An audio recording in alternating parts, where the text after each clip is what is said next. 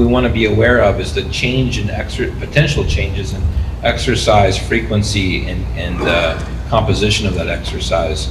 So how many of you are aware of a little bit of changes with the salvage exercises coming, right? We don't know exactly when yet, right? We don't have a date on that. And now we're into this next calendar year because they've asked us to do it by calendar years. But what is it that we're looking at specifically? I'll let you guys answer that as far as a frequency for remote assessments in the proposal. So they're proposing basically to go from once per year per vessel to once every 3 years per vessel in a VRP plan. In a VRP plan. Mm-hmm. So if you have a fleet of 20 vessels in the plan, would all 20 vessels need to do it once every 3 years, or just one of those 20 vessels every 3 years? Just one. Just one. It's a fleet, by a name or legal name? By the vessels that are enrolled in your vessel response plan. So if you choose as an owner operator to separate your vessels into multiple plans, and we have companies that do that have an individual plan for each vessel. Guess what? There you go. You just increased your frequency. Now again, these are proposed, and we all chuckle because we even if you are with one of those companies that requires that, of course you well know the administration challenges that are involved in the contracting and the invoicing and everything individually, but there's purposes for that.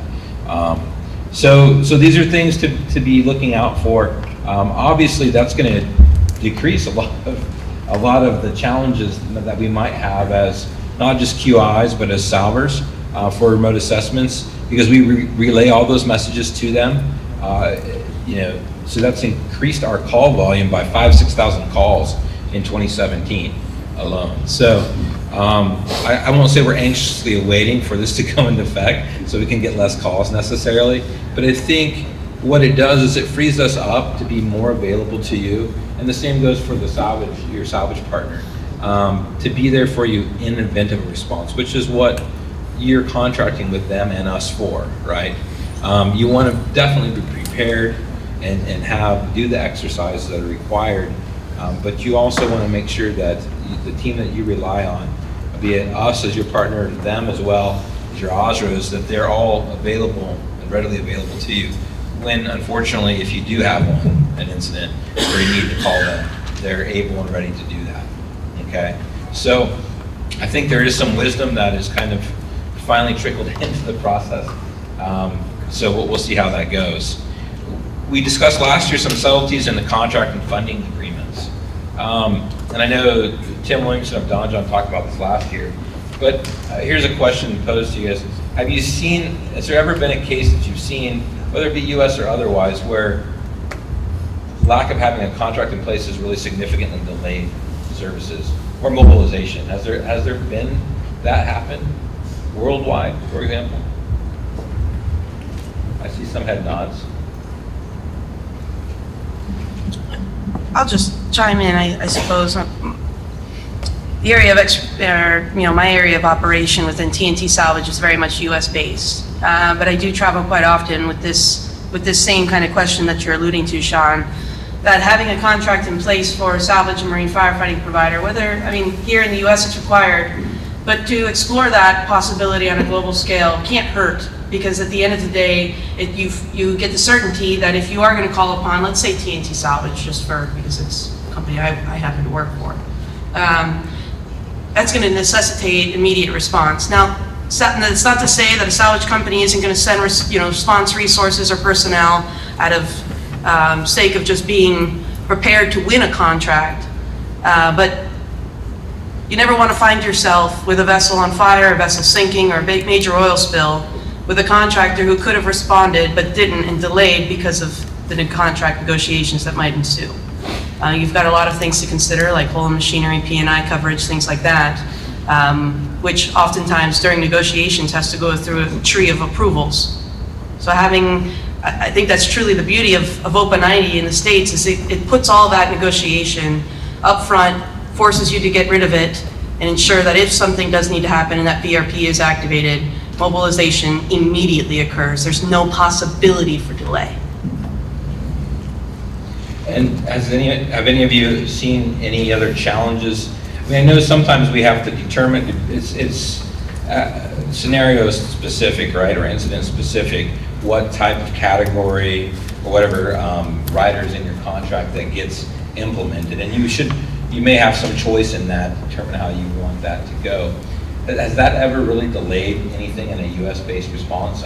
I'm not aware of it ever really delaying. Has anybody experienced that? That's if the vessel response plan is not activated. Well, that's a great point too, Ryan, thank you. So to confirm, one, we haven't seen a delay. So what the Coast Guard intended to happen with the contract and funding agreements being in place in advance for you to identify a salvage provider in your plan, that's essentially working in that it's not causing undue delay in mobilizing resources. But one of the biggest challenges that we've seen since implementing this for tankers in 2012 and 2014 for non-tank vessels is that whether or not the master activates that vessel response plan, okay? Whether he deems it an actual or potential discharge, right? And worthy of making a notification to the QI. Because if he chooses not to, okay, then we can't then interject and assist. So if you ever come in doubt, if you have a master calling you as a DPA or you hear of it in your company, and there's questions, you want to make sure that they know, well, give us a call, talk to us about it too, because we want to make sure that the activation happens if it needs to happen. Now, it may be that we don't need to activate all of the services. Of course, there's always a concern on how much is this going to cost, and of course we'll get to that, but we can demobilize things just as fast as we can mobilize them. And we just want to make sure that from the standpoint of the notification process, that you truly are activating it. And one of the challenges we've seen is with the Coast Guard, in different captain of port zones, because they have their authority and discretion, sometimes they preemptively will issue a captain of port order for a salvage, a stability issue, a grounding or something like that, prior to having the vessel just activate the vessel response plan. And so then of course, they don't activate the plan, and then we get a call from the salvage provider saying, hey, you didn't call us. What? We weren't aware. So these things have happened in the past, and what we want to do, we've been working with the Coast Guard to help in the education of the process, because it has to be smooth, it has to work both ways, okay? So when there's an immediate danger, of course, they're going to issue a captain of the port order, but we can also activate the vessel response plan. We need to do so in a timely manner. Communication and integration. Sure. Yeah. Go ahead. Just another note on the activation of the vessel response plan. Regardless of who your salver is, each of your VRPs incorporate by reference, as Brian had mentioned earlier, what's called geographic specific appendices. Those are for each individual company, our response capabilities for every captain in the port zone that, for example, your VRP approval level letter will list. Oftentimes, one of the biggest struggles that we have is lack of understanding from the vessel owner operator and sometimes the captain of the vessel response plan.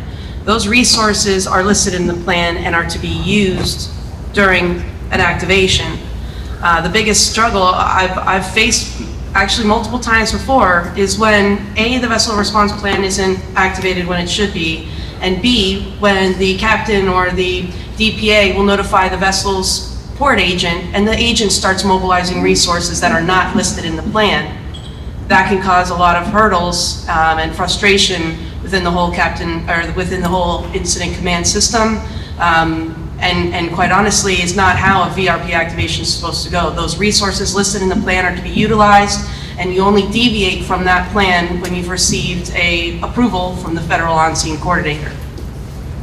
Thank you for that, Rebecca. Yeah, we've seen the Coast Guard re-emphasize that recently too, on making sure that we use identified resource providers and the equipment that they have prior to moving on and choosing or bringing other equipment and providers in, subcontractors for that. Yes, Captain Mishra. Shouldn't the agent know better than to go ahead and order things on his own? Agents should know better on a lot of things. That's why we call them. Unfortunately, sometimes I think that goes back to the known knowns and the known unknowns and the unknown unknowns. And sometimes they kind of fall in the category of the known unknowns, where they think they know quite a bit, but they don't really, I mean, they're trying to help you in good faith. Don't get me wrong. I have a lot of great friends who are court agents, but the challenge is they might not have the whole picture, and they don't realize that in taking an action on your behalf, that they might be missing a couple steps here or there, and that's going to harangue your process later. And so that's why we want to try to redirect that back to us. A lot of them do know. They're going to get that. They're like, oh, you need to talk to your vessel response plan preparer, your QI, and make sure that notification goes through them. But every once in a while, you know, because we're all good Samaritans, we all want to help each other out, right? And sometimes we get ourselves in the mix. Yes, Tim. Yeah, that's from our experience with the agents and whatnot. We come into day 3, day 4, and you have tugs that have been ordered and been on the ticket for you guys for 4 days straight, and then someone realizes that nobody's coordinated this whole effort. So it actually ends up costing you way more money than if the plan was activated. And the plan being activated we were not sitting behind our desk going, oh, the 19 services, here we go, right? We're starting the process to figure out what is needed and working with you on providing what is needed, not over providing. Yeah, great point. And before I get to you, Jonas, you know, for us in coordinating and tracking the resources that are coming to be borne out in the field, deployed, we can't track that information, especially, I mean, we work directly with the SAWAs and the OSRAs to track that information in Command Pro and have all that documentation to share with your home offices. But if we don't know that a court agent has also done that, you know, we're not getting a good cost accounting for you. So that coordination piece is critical to all this. Yes, Jonas. U.S. Coast Guard Washington did approximately 1.5 years ago go out and said that they were seriously planning for a system where they would go directly on board a vessel to the captain and tell the captain, you have now a serious situation, what actions do you take? Which means going to the response plan, etc. Has there been any development, has O'Brien's or any of the service companies experienced that Coast Guard has tried that, or did they take a step back? Well, they've got a couple programs that they're doing. I would say meekishly. I think we have some what they call salvage and firefighting verifications going on from Coast Guard headquarters, and we get a call when it's a new plan, so never been to the U.S. before, new vessel, new plan, not a vessel addition, or when we're resubmitting your plan at the 5-year renewal, where they will call, perhaps, one of these verification exercises, and they'll identify a port, they'll give us the vessel name, and then we'll notify the salvage company, identified in your plan, and work through that process. We have about 10 days to do that, and the Coast Guard can take as many as 20 to review it sometimes. So the first thing that we do with that is, if it's a new plan, we make sure we understand the ETA of the first vessel in that plan company, because that's the first thing out of our mouth to the Coast Guard. Oh, by the way, that vessel is coming into port in 3 days. So if you want to choose another vessel maybe, or another, you know, we kind of suggest subtly 3 times, right? They pick another vessel. So it does happen, but we've successfully been able to accomplish all of this so far that I'm aware of, that we've been involved with each of the 4 salvers without it impacting vessel operations. So that's a good news story at this point. I don't think they've ramped them up to the degree that I thought they would in this past year. They kind of told us 20 to 25, and I know we didn't get above 10 in 2017. But this was Coast Guard going directly to the captain and telling him, you now have a situation, what will you do? Which comes back to that, the captain has a problem finding his response Exactly. and knowing what to do, and that is what they wanted to test And to see that. And that might be more of the government initiated unannounced exercises, or GUIs, and those are more geared for the tanker vessels when they have average most probable discharge coverage in place already, typically at a near shore, offshore mooring, where they are doing ship-to-ship transfers. So the Coast Guard had a quota, for lack of a better term, to do 2 of those per cap in the port zone, based on the volume in those cap in the port zones in a year. So it could be potentially 84 of those. Well, we've only heard of like 6 or 7 of those being done in the past year. So that program has kind of come way down too. Again, that doesn't touch those of you that are operating vessels other than oil tankers at this time. But they did reserve the right to do salvage ones as well at some point in the future, similarly. Rebecca? Hey, Jonas. I'll chime in on a little bit of your question as well. Two things. One is that's really what the remote assessment and consultation drill is really geared at, in addition to the QI notification drill that's been around for so long, is really to hone in on a captain understanding what those notification process, or procedures rather, are within the VRP.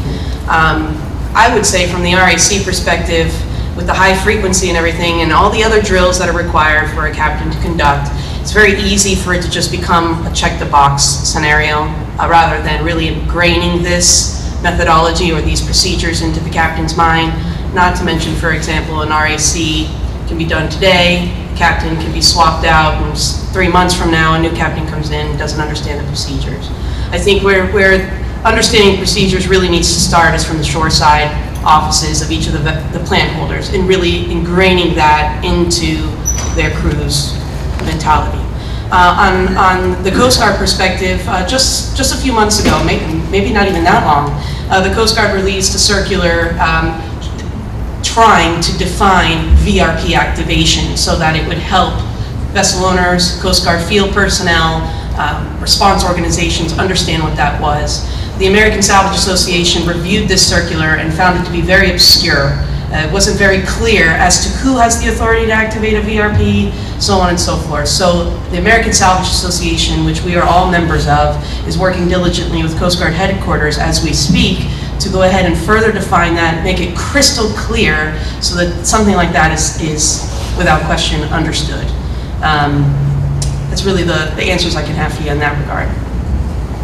With regards to your question, that was their original proposal, and luckily they considered feedback. There's a lot of problems with that, especially when you're talking about a drill situation. We know we have ebbs and flows of workflow for us. When the hurricanes came, I think we were all, and we're still dealing with verifications, let alone a verification that calls from a ship that says we want a response right now. So they sort of rationalized it a little bit and toned it back. And initiated through the plan rules. That's a good thing for everyone. So, the biggest challenge as a QI that we find as we stand up our incident command is really trying to keep track of all those assets. Again, it goes back to port agents, getting assets out there on your behalf. So for us, we want to make sure that we keep the Salvers close as our partners in this, in that as they are working in the first few hours of an incident with the Coast Guard directly before an incident or unified command is established, they're not going to wait for the unified command to be established. Once that VRP is activated, they're starting to mobilize assets, people. They're doing their remote assessment. They're trying to get their assessment, get there to do their assessment right there where the incident location is taking place. They might have to get other services going to deal with the emergent instability issues, right? And so oftentimes, as an incident develops, they'll have a direct line with the captain of the port in the initial phases right there before we have that unified command completely established. And so once we do, we then have to kind of turn the wheel a little bit and go back a couple steps and say, okay, we've been operating like this, okay, now let's insert you into that operations group, right? And let's keep your flow of communication. We don't want to slow what you're doing down. We just need to also help coordinate and track that information going forward, okay? And so that, from our perspective as a qualified individual incident management team, that's one of the challenges that we have, and we work with your partners here in the salvage world on that quite a bit. And so that's why it's always a pleasure for us to have them here with us. We invite them to share their presentations with you, their capabilities, but more specifically how they would mobilize those capabilities specific to this incident scenario.